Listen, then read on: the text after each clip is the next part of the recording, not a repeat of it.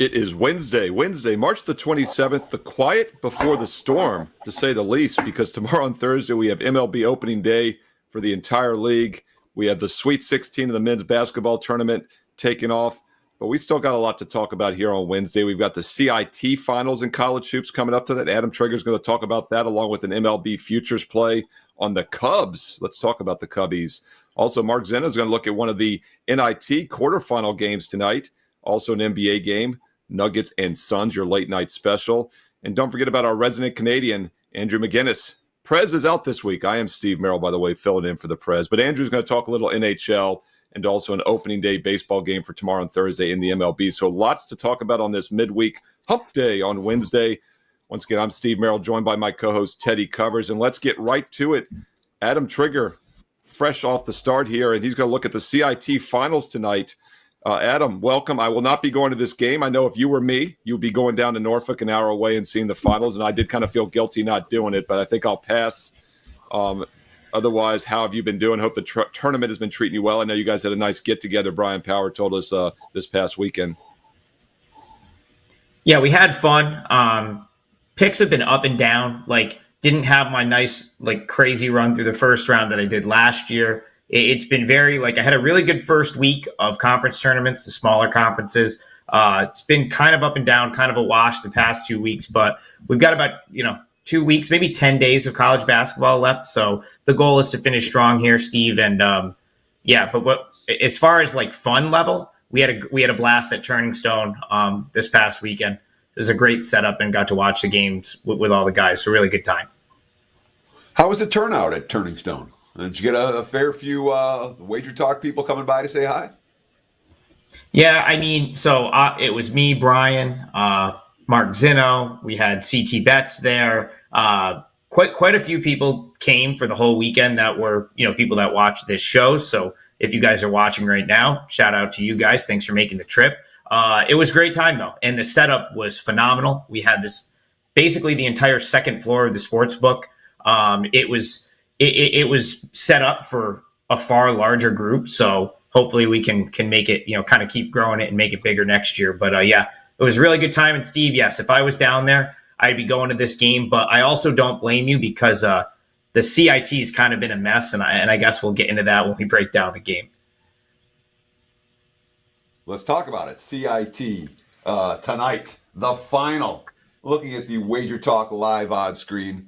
I'm seeing Purdue, Fort Worth, 1.5, pretty much across the board. There is a 1 out there with some juice. Total sitting 145.5. What do you do? Fort Worth and Norfolk, CIT Tournament Championship game for Wednesday night. Yeah, so Teddy, this is the first time that they've played this tournament since 2019. It got canceled the COVID year like all the other postseason tournaments did.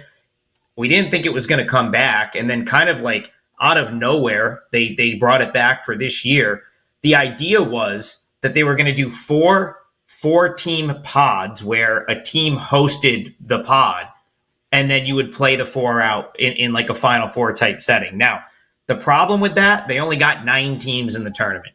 And they actually did play the quote-unquote Texas pod out. So that was the pod that was down at Tarleton State in Stephenville, Texas. So you had Norfolk State. No one showed up to their region. They couldn't get anyone else in their region. So they just got to go right to the semis. No problem. We'll throw you right in the semifinals. All they've had to do to get to this point is beat Alabama A&M as a 10-point favorite at home, straight to the final.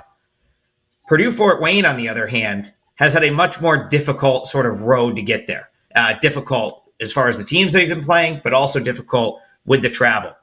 They played Bowling Green on the road last week in what was, again, they only had 2 teams in that region because they only could get 9 for the tournament. So they won that game, got sent down to Texas to play Tarleton State in Stephenville, a place I was about a month ago, which is not near anything.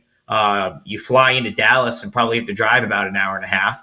And I don't even know if they knew whether they were going to be the home or the road team for the final, because I'm sure they probably had an idea, because on Tuesday morning, they got back to Dallas-Fort Worth Airport and flew straight to Norfolk for this game tonight.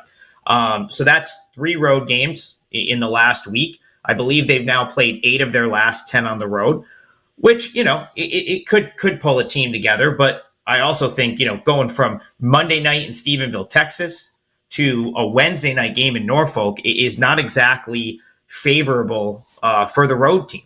Now, Norfolk State, on the other hand, I do think they're going to care about this game. I saw them on Twitter with the Pack Eccles, promotion. That's their home arena, Eccles Hall, where this game will be. I do think they tend to get a decent turnout, and Steve can kind of let us know if that's the case. He's down in that area, but I think they draw pretty well for a MEAC school. I expect it to be a pretty good crowd. But another reason I think it could be a nice turnout is this could be Robert Jones, head coach, longtime head coach, could be his last game.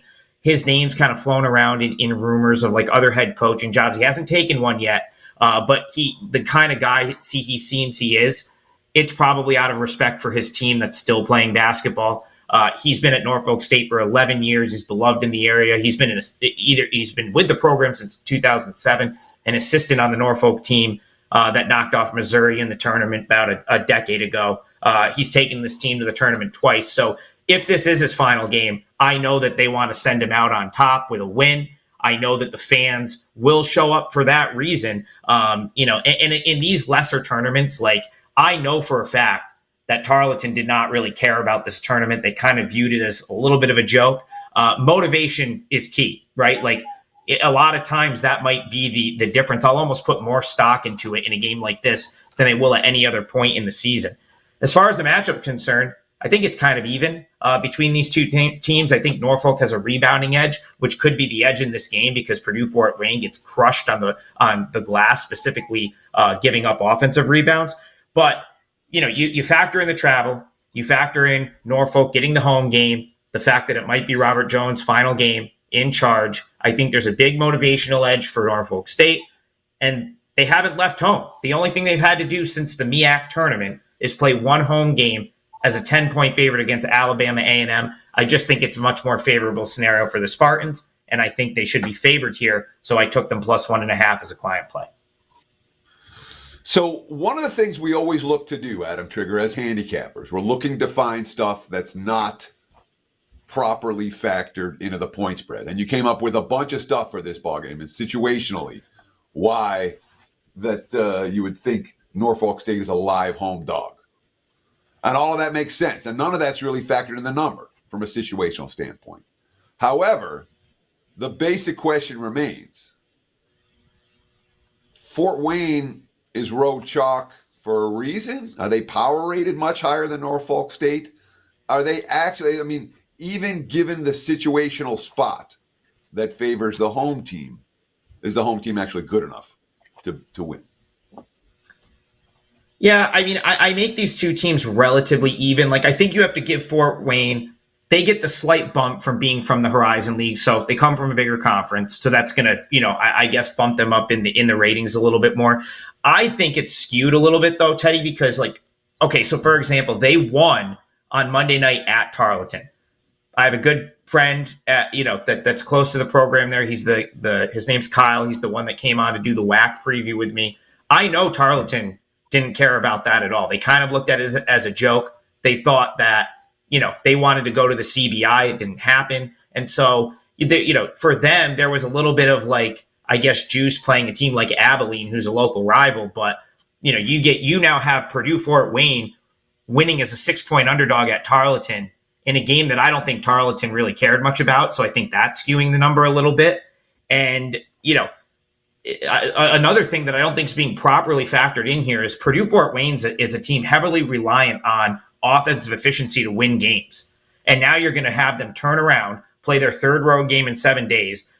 And the road trip is probably like nothing they've experienced in Horizon League play, having to go from Stephenville, Texas to Norfolk, Virginia, wake up, fly, probably connecting flights. So, if they're even a little bit fatigued, I think it affects jump shooting. It affects the offense. And again, if this is like a sloppier defensive type game, Norfolk State's going to get the second chance points here. I just think that favors Norfolk a little bit. Then you throw in the fact that they've got probably a nice home atmosphere for this game. I bet they get 3,000-4,000 people to show up. If that's the case, I just think there's enough reason to think that Norfolk maybe should have been the favorite. So at plus 1.5, I had to take the Spartans, and hopefully they'll come with an effort and get it done for me here. Yeah, it'll be interesting to see what kind of crowd they get at. And I was just looking; they only got 1,500 on Saturday at that semifinal game. But then again, that was a Saturday with the NCAA tournament going on. Kind of a last moment thing, and not a championship game. Yeah, Steve, and that the other thing is too, that was like a very last second thing, because I believe A&M played Austin Peay a couple days earlier, so that was really thrown together last second. I think they've been they've started hyping this one up on Twitter over 24 hours ago, so I expect people will be more inclined to show up for this than that game.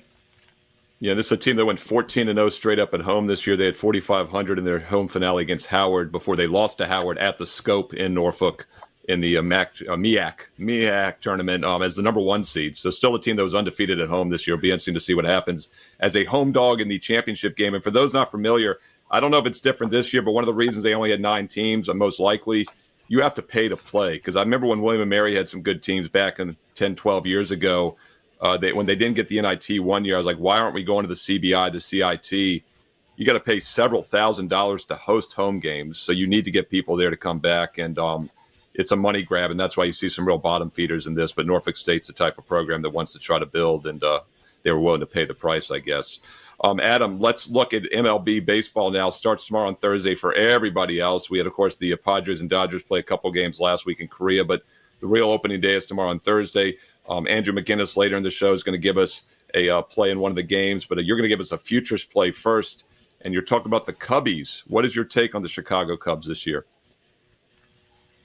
Yeah, so I'm just talking about a team that I like quite a bit, and this is kind of the team that I'm willing to buy in within the futures market. I think pretty much any Cubs future is a reasonably good bet. Minus 125 to make the playoffs, plus 200 to win the division. I think you could ladder it all the way to them potentially making the World Series. I'm not saying that's going to happen, but I certainly think the upside is there.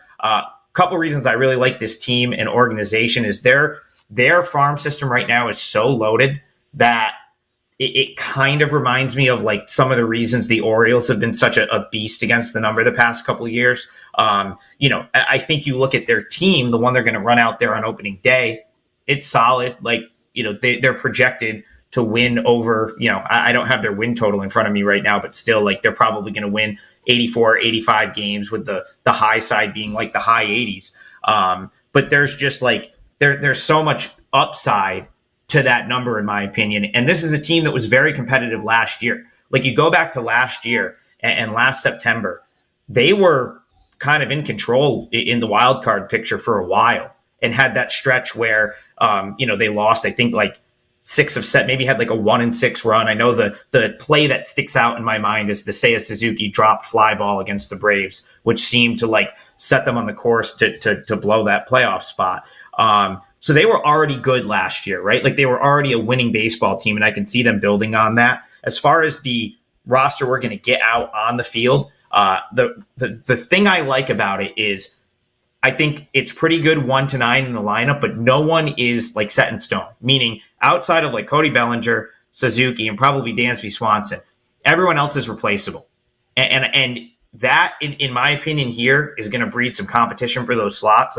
These guys at the big league level are going to know that Pete Crow Armstrong is going to start the year down in AAA Iowa. He's a stud. He'll probably be up at some point. Cade Horton, I believe, is going to start the year in AA. He could easily, his upside is probably being in the front end of that rotation toward the end of the year.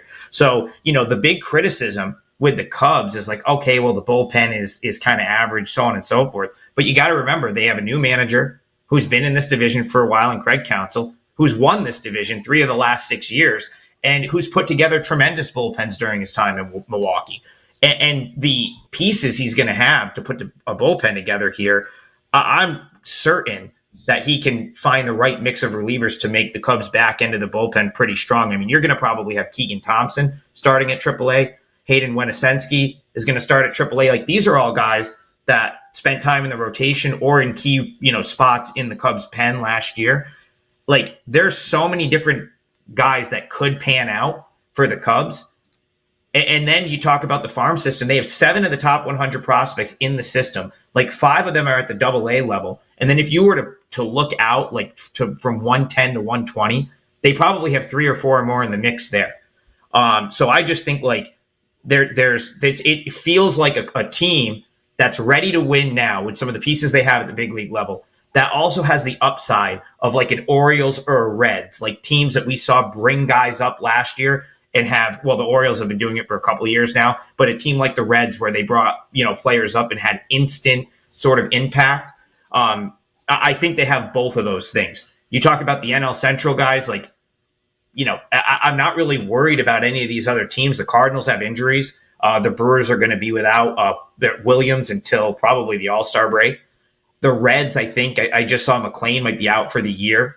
That was reported earlier today, and they could have a collective sophomore slump. The pitching is very good, but we'll see how far that can carry them and if they can stay healthy. And, of course, the Pirates have no chance. I don't think anyone's really giving Pittsburgh much of a chance in that division. So I see the Cubs being the best team in this league. So if you want to take plus 200 to win the Central, that's pretty good.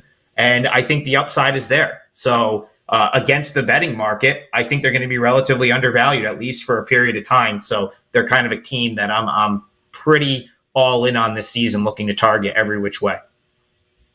I mean, from a run differential standpoint, the Cubs were fourth in the National League last year. The Braves and the Dodgers at the top, and then the Padres and the Cubs, two teams that didn't make the postseason. You can make an argument based on run differential. They underachieved a year ago.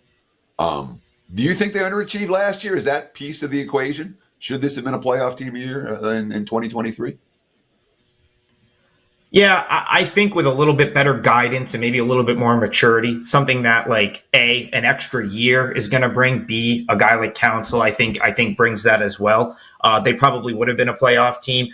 A lot of it, Teddy, comes down to like, I think they have a lot of nice pieces, but they're not in like super defined roles. I know they brought Neris in for like a bullpen guy. Azalea is going to be the closer, but like, I'm putting my trust in a guy like Craig Counsell to be able to like have the right guys in the right roles. You got a guy like Thomas Pannone, who was had 2 really good years in Korea. I've been watching him as part of the Kia Tigers for the last couple of years. He's a lefty that he's going to start the year in AAA for the Cubs. A guy that I could see like if sort of inserted correctly could be a nice piece to that team. He made it to the big league club with the Brewers last year prior to heading back to Korea, which was a money move for him, right? So Counsell must have liked him and sort of got him back in the mix. I mean, the depth is there, and then the upside of some of these prospects. It just feels like baseball is like a younger man's game now. It seems like these young teams with these stud players that the league doesn't really sort of know yet are the teams that are making runs and winning games. We saw it with the Diamondbacks and the Rangers to an extent last year.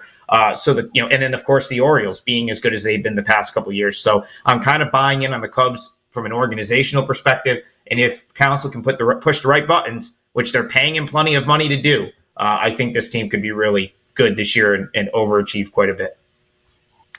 It's Adam Trigger, WagerTalk.com, talking some baseball, which starts tomorrow on Thursday. By the way, all baseball packages will be half price for Thursday, opening day special, so check that out, WagerTalk.com, including any advanced plays. I've actually got one up for Thursday right now. But, Adam, you've also got a strong play for tomorrow in the college basketball tournament, a big 5%er. Tell us about it.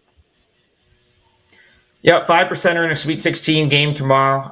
The 5% plays, although Fairfield did not come through for me last night, unfortunately. 5% plays have been really good. I've hit 13 of my last 18 5%ers in college basketball. This very well might be the last one of the year for me.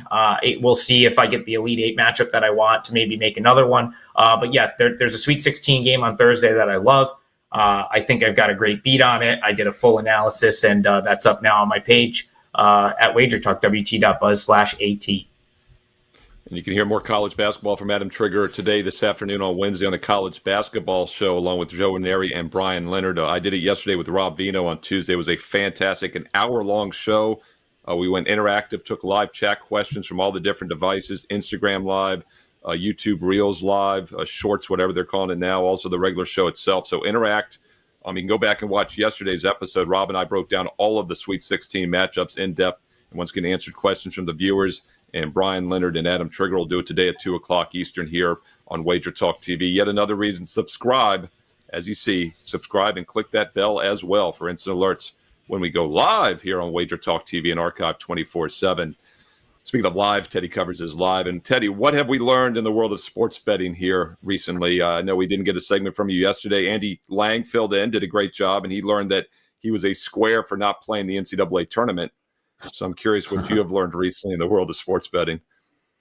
Oh, we've got betting scandal to talk about. And look, the Ohtani situation at the top, we're never going to know unless there's text messages between Ohtani and his interpreter with Ohtani saying, bet this, bet that for me. It's going to be a he, she said, she said. We're never going to know. And MLB will protect Shohei Ohtani. On the other hand, the situation with Toronto Raptors reserve Jonte Porter is very different. All right. And this is something that's real and it's got legs. And the league is looking into it. All right. There have been 2 games where Porter played for just a few minutes and then left the game. One time, they said it was an aggravation of an eye injury. There was another time that there was an illness that happened on March 20th against Sacramento. In both of those games where Jonte Porter played only a few minutes and then left, there was unusual betting activity. And when I say unusual, red flags everywhere, all right, where guys are playing under.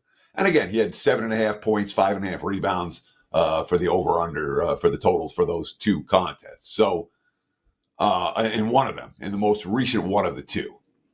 We're talking about the brother of Michael Porter, NBA champion, multimillionaire. Jonte Porter is on the NBA minimum salary. He was never drafted, played, bounced around for 2 years, finally made the league. He made his debut in 2021. He played 11 games with the Grizzlies, but he didn't play the last 2 years, signed with Toronto in December. So we're talking about a guy who can probably use a little bit extra money. All right. And what has he played? He played 26 games this year, 4.4 points, 3.2 rebounds, 2.3 assists. The reality is that we probably shouldn't have props on players like Jonte Porter. And the fact that people are trying to get down 10 dimes and 20 dimes on these props for a reserve player, it's set up for failure. All right. It's set up for problems.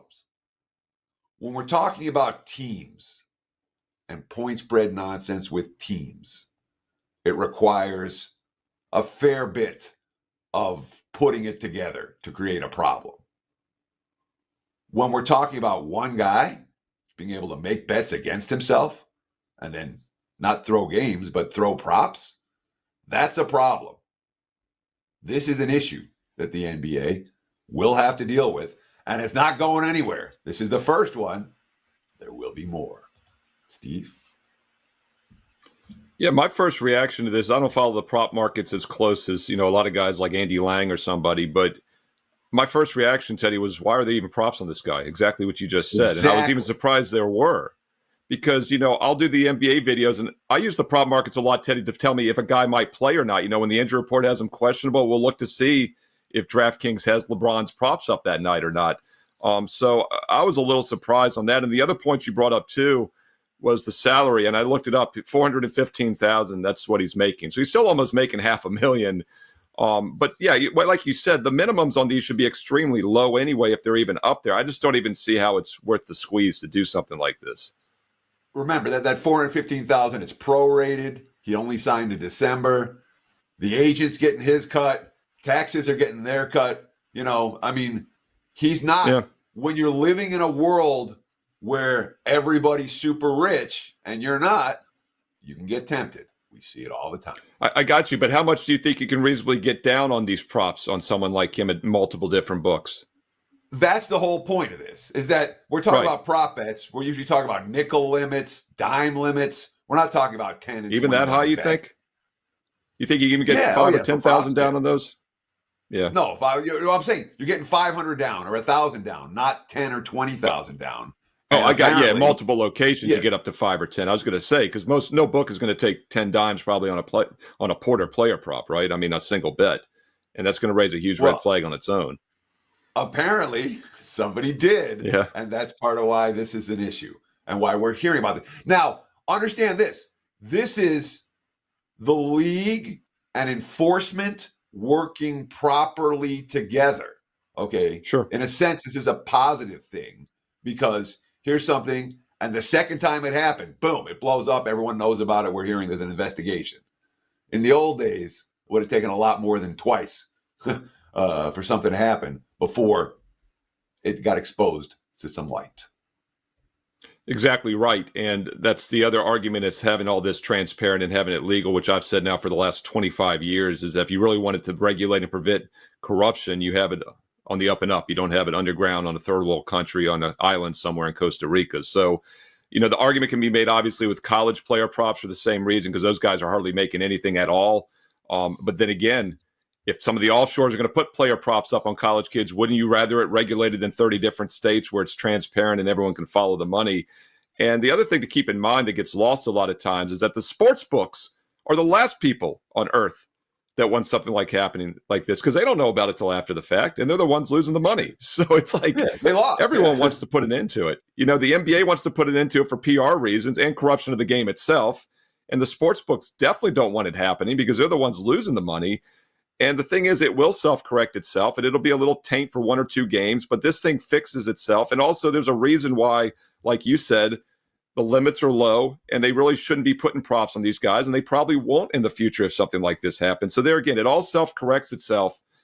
It's going to be a little bit of a step, 1 step back, 2 steps forward is probably the best way to sum it up. But so it sounds like you think there's something to this story, though. We'll leave it at that. Clearly.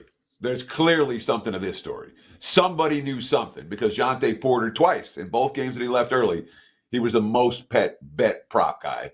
And I can tell you, on your typical NBA night, Jonte Porter is not your most bet prop guy. So somebody knew something, whether it was him, whether he was yapping, doesn't matter. Information was out that shouldn't have been out. There's some teeth to this story. There's some legs to this story. Absolutely. And keep in mind, too, on these props, the guy usually has to play for them to have action. So if you have an underbet on a guy and he plays 1 or 2 minutes, that's the ultimate sure thing, basically, if you're playing it that way. So, something we'll keep an eye on. It's a great point, Teddy, and I'm glad you brought it up, because everything's getting lost in the shuffle with Ohtani. But like you said, he's too big to fail. That's my opinion on the Shotani incident. So I think we will not see much on that. And this is actually the best thing going to happen for Ohtani. Let another league and another player have some controversy in the betting world. All right, let's keep it going. Mark Zinno is going to talk a little bit more college hoops with us. We talked the CIT, Mark, with Adam Trigger, and you're going to look at the NIT in a moment. But first, let's stick in the NBA, since we're talking some NBA. And you're going to look at the late night game tonight. Pretty good matchup. A huge card tonight, by the way, in the NBA. Nuggets and Suns. Mark, what are you doing with this one?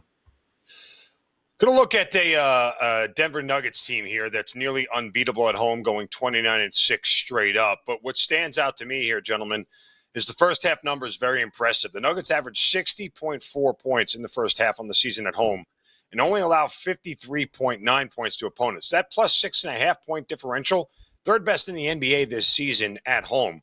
Nuggets have been even better as of late in that category, posting a plus 11.6 point differential in the first half over their last 5 games, averaging 63.6 points scored. Now, the Suns allow 57.3 points to opponents in the first half on the road this season, so Denver should be able to find ways to score.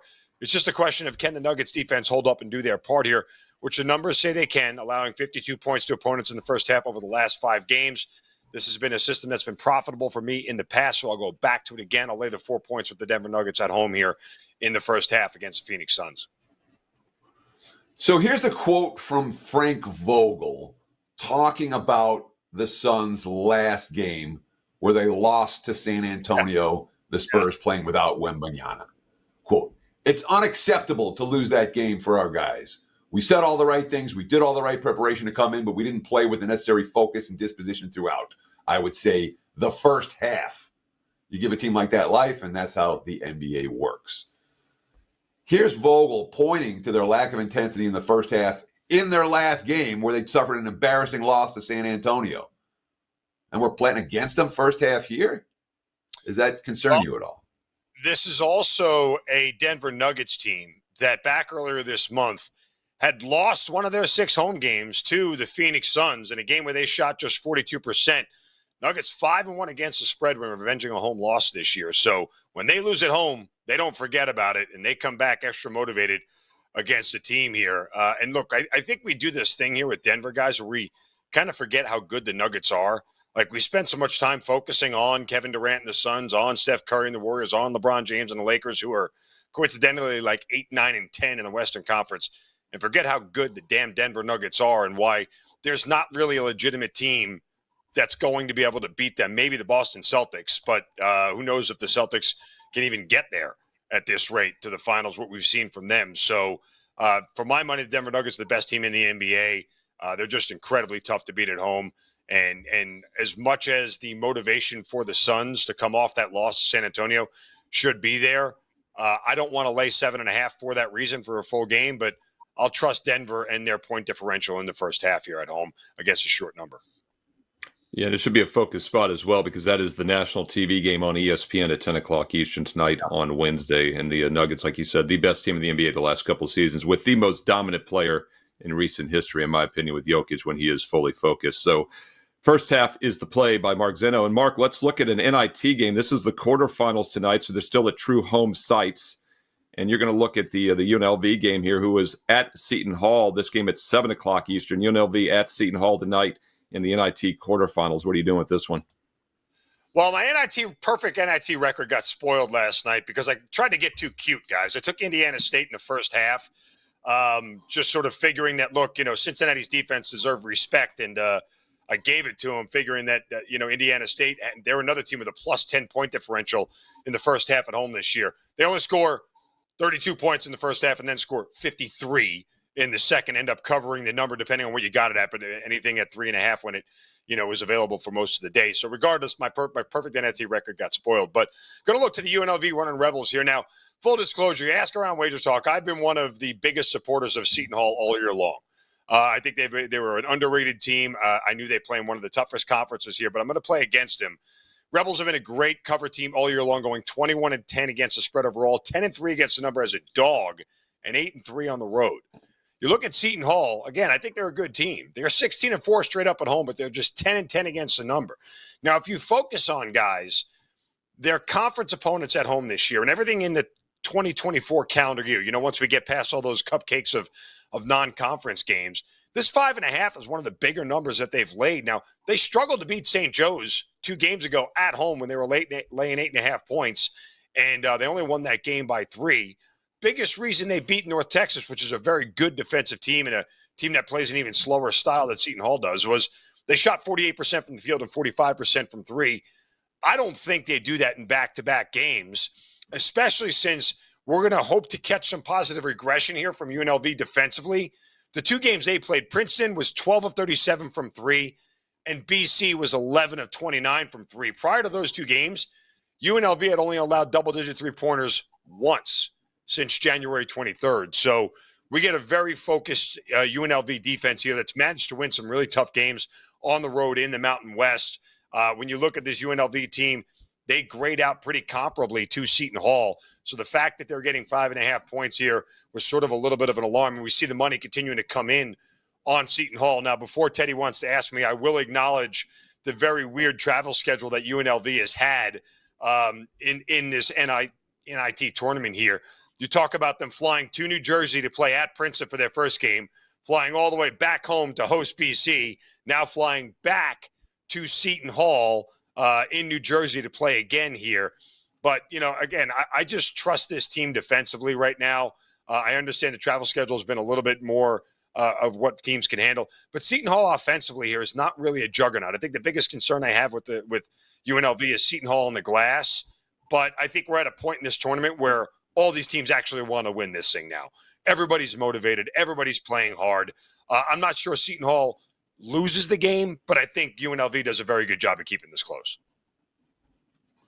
So I love this Rebels team, and they made me money as underdogs and on the road all year long.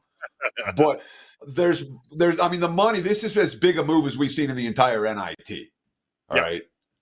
There's clearly sharp money pouring in on Seton Hall. We're stepping in front of that. Does that worry you at all? Why is is it all situational that they're worried about the fly east and then fly home and then fly east again? What do you make of the significant wise guy support for the Pirates as home chalk? I think the wise guys are playing the travel schedule more than anything, right? Like, I mean, for a team that, as you said, Teddy, has made sharp guys a lot of money all year long, fading them here, to me, feels like it's just the travel. But again, I also think that with Seton Hall, this is a team offensively that doesn't present a lot of challenges. Again, if I end up looking at halftime and I see a Seton Hall team that's out rebounding UNLV by 8 or 10 rebounds, I know I'm dead in the water automatically. As long as UNLV can limit what's going to happen on the glass here, I think they're going to be fine. I think that they're a better shooting team. They are a better shooting team than Seton Hall, and they'll be able to keep themselves in this game here. But I don't see any reason why the sharp money would come in on Seton Hall, a team that doesn't grade out well in Ken Palm, hasn't all year long. I mean, these teams are pretty much even in Ken Palm, and you could argue that UNLV, as I said, has gone into some tougher road environments here. Look, this is a UNLV team that beat Creighton, who is now in the Sweet 16. So they have everything they need to be able to take care of business tonight. The travel schedule, it's there. I'm more worried about stepping in front of that necessarily than anything else, that they could have some tired legs here. But I'll trust UNLV as a team that has fared well on the road and had to do a lot of travel to begin with. Yeah, Mark, as you said, I think it's a pure travel move because if you look at the Ken Palms, they're almost identical. 3.5 would have been probably a fair number with home court, and that's where it opened. Across the board, it's up to 5.5, 6 now. So you're almost factoring in another basket and a half because of the travel spot. UNLV, 3 to 4% better shooting team on the road this year than at home, and they play extremely slow. So while the travel looks tough, I do think that type of team can maybe weather it. So it's an interesting selection here. And should be a pretty good game tonight at 7 Eastern in the NIT quarterfinals, UNLV and Seton Hall. All right, Mark Zinno, you've also got an additional free NBA play on your page tonight, so I recommend people go check that out. But what else you got going on? Looks like you got a strong NBA best bet also for Wednesday at WagerTalk.com. Yeah, by the way, that free play is as ugly as they come, but it's ugly. Fun. I think go check it out, folks. It's ugly. It's situationally, though, it kind of screams to me just of where we are. But, 4% NBA best bet here tonight. Looking to try kind of capitalize here on some systems as we get a big play. I am about to sit here later today and load up a Sweet 16 play that definitively will be a 4%. I just got to check a couple more blocks, try to get a 5% out of this thing here. But I have a very strong feeling on the Sweet 16 here that we're going to get to. So locked and loaded for Thursday and Friday coming up. I'll have everything posted up at wt.buzz/MZ later on today. Check it out. Awesome. Mark Zinno, once again, check out that bonus free NBA play for Wednesday night on his page right now at wagertalk.com. All right, Teddy, we're going to close off with our resident Canadian for the day in just a moment, Andrew McInnis, since the Prez is out of town. He's going to talk NHL and also an MLB play for tomorrow. Once again, a reminder that all baseball games for Thursday, including my best bet, which is loaded right now. I have an advanced play loaded for Thursday opening day, is half price instantly, 50% off. No promo code needed. All baseball for opening day. It's a special thank you to all the loyal customers throughout the baseball season at wagertalk.com. Teddy, before we do so, though, let's get to a big game breakdown from you, my man. And you're going to look at a little Sweet 16 action for this Friday in the men's college basketball tournament. I mean, there's only one Cinderella in this tournament. That's NC State, a team that came out of nowhere, won 5 games in 5 nights in the ACC tournament, and last week won 2 more to reach the Sweet 16. Right now, look at the Wager Talk live odds screen. The betting market's not expecting NC State to continue their run. Marquette minus 6.5 total. Let's call it 1 of 51. There are 151.5s out there. But you're going to hear all these names. DJ Burns is having a monster tournament. Muhammad Yara is doing all the good stuff. And DJ Horn's nailing. And Tyler Kolek is doing this. And Iguodala is a 2-way wrecking ball and all this stuff. Cam Jones. Forget the players. Literally, forget the players for just a minute. I want to talk about the concept that we're looking at. Before I do that, I do want to let you guys know about a special offer. All access through the national championship game for me. That's going to give you all my baseball, 100% last year, March MLB. It's going to give you all my NBA. We're riding a 75% NBA run in today, in action tonight. It's going to give you all my NCAA. What am I? I think 20-6 with the last 26 releases, 6-1 in the big dance over the last few days. And we do have a 5% big ticket going on Friday night. You can get all that. Just visit my page, National Championship Game, all access, just about $9 a day. Now, when we talk about the concepts here, for Marquette and NC State. NC State, we said it was a hot streak. All right, they're hot. They got hot through the tournament. Oh, they won last weekend. Now we have to wonder, is this team simply power rated wrong right now for where they've been? They've got season-long numbers that say they should be here. That's not where they're playing right now. They're playing here. Shaka Smart, we love him as a dog in tourney time. We really do. As chalk, not so much. You saw the Colorado game. Found a way to blow a big lead. Win only by 4. Not the first time that's happened to a Shaka Smart team. They're not going to shoot any better than they did last week. And they shot 62% in that win over Colorado and 48% in the win over West Kentucky. All right. Marquette, top 25 offense, top 25 defense. What happens when a team is in that type of statistical profile category? There's no power rating bargains with Marquette. Not even maybe. This is team, you can say they're valued correctly or overvalued. They are not undervalued. You can say NC State is valued correctly or they're undervalued. They're not overvalued. All right. There's clear to this bettor that the value in this game is on the underdog. And of course, there's 2 ways to win with the dog. You have a tight game or a straight up win. Heck, there's a third way to win. They can be down by a bunch and hit some threes in the final minute. For the favorite, they got to win comfortably. And again, the wise guys obsessing on the season-long stats, the 7 wins in 11 days, now they take a day off. Maybe they're right. But I think it's too many points. And I expect a 1-possession game down the stretch here. NC State plus is the only way this bettor would look. There's your big game breakdown. Back to you, Mr. Merrill. So only one time in the history of the NCAA tournament has a team won 5 games in 5 days in their conference tournament to qualify. And that was back in 2011. And that team was Connecticut, who came in as a 3 seed and won the national championship. So it's only happened one other time, and that team went all the way. Don't think NC State's going to win the whole thing. But yeah, Marquette's a beatable team. I thought they were a very suspect 2 seed. Keep in mind, they got blown out by UConn. They couldn't step up in class this year. And we've seen momentum work. You know, when you and I started in the 90s, Teddy, that momentum factor for the NFL playoffs or the tournament was never any good. You always faded those teams. But we've seen teams in the NFL playoffs go from the wild card to win it all. We saw a play-in team in the NBA playoffs last year, the Miami Heat, go all the way to the finals, which was kind of insane. We see a team from the first 4. VCU made the Final Four the first year in 2011, that same season. We've seen 12 of the last 13 years, one of the first 4 winners win an additional game, including the 16 seed last year in the round of 64. Things have changed over the last decade or so in multiple sports with momentum, and NC State will be another case study here this week. We'll see how they do on Friday night. All right, let's finish it off with a little hockey and then baseball talk. And Andrew McInnis, we got to talk some hockey because the Prez isn't here this week. And you're going to start us off with the game tonight and then look at a baseball play as well for tomorrow. But what's something, Andrew, you're looking in? Welcome to the show. But what's something you're looking in NHL tonight on Wednesday?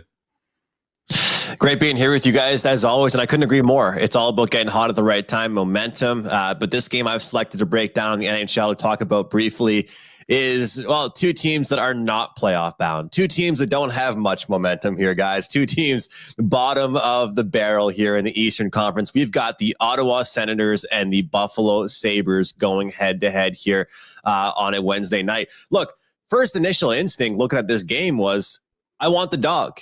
You know, you give me Buffalo an underdog price, I'll take them. Give me Ottawa underdog price, I'll take them. But this is a spot we've seen the Ottawa Senators be in, not just this year, not last year, but also the year prior, where once they're out of it, once they're mathematically eliminated, guys, we see them play their best hockey. They play spoiler. They take playoff spots away from actual playoff contending teams. They ruin the good seeds. They take away a spot from a certain team trying to get first in their division. They're constant spoilers at the end of the season. Now, they've dealt with, health problems. They've dealt with injuries. They've dealt with goaltending injuries. They've had a coaching change this year.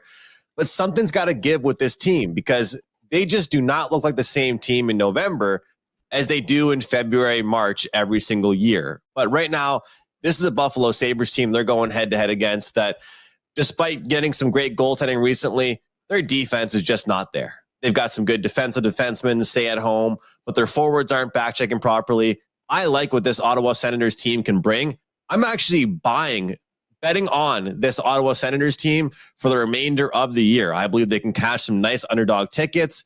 And I believe that starts tonight. against the Buffalo Sabres. So give me the Ottawa Senators, guys, a team that always shows up every year when the games do not matter. Andrew McInnis says it's worth looking at some of the non-playoff teams on a day like today in the NHL. Let's talk some MLB for opening day. Tomorrow is opening day. The first game on the American League card is the LA Angels at the Baltimore Orioles. Right now, look at the WagerTalk live odds screen.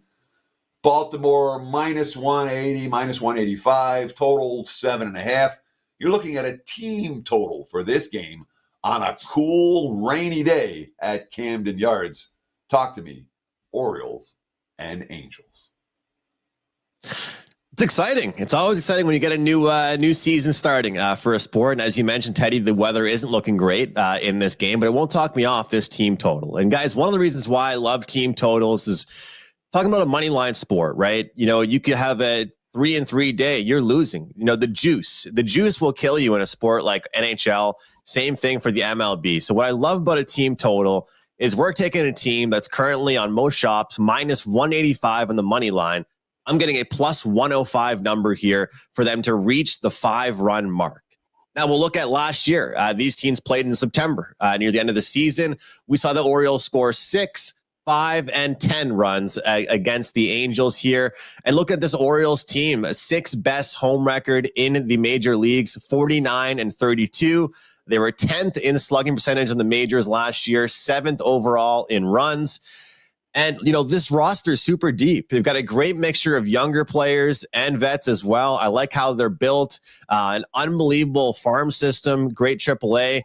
Gunnar Henderson unanimously winning the AL Rookie of the Year. Guys, that was the first Orioles Rookie of the Year since 1989.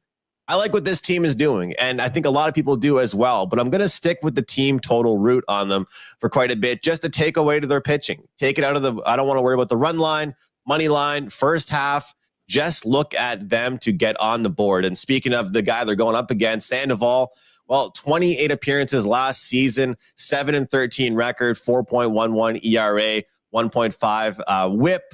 Spring training, 11.1 innings pitched, 9 earned runs, gave up 2 homers. Guys, no matter who wins this game, no matter if the run line covers, the money line hits, I like the Orioles to reach the 5-run mark on opening day. So last year was a fairly high-scoring opening day.